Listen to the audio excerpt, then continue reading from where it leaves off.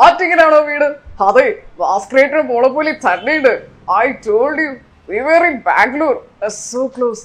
കാപ്പി അല്ല coffee? No thanks. ശരിക്കും ഇത് കേൾക്കുമ്പോൾ പിന്നെ വേറെ ആരെയും ഓർക്കേണ്ടതില്ല. ടി വിയിലൊക്കെ കണ്ടിട്ടുള്ളവരൊക്കെ അല്ലാതെ കേൾക്കുകയാണെങ്കിൽ തീർച്ചയായിട്ടും ഇത് അഖിലയാണെന്നുള്ളത് ഐഡന്റിഫൈ ചെയ്യും. ഡോക്ടർ അഖിലയാണ് നമുക്കിപ്പോൾ ഉള്ളത്. ഇതിലേക്ക് വരാൻ എന്താ കാരണം എന്ന് പറയുന്നത്?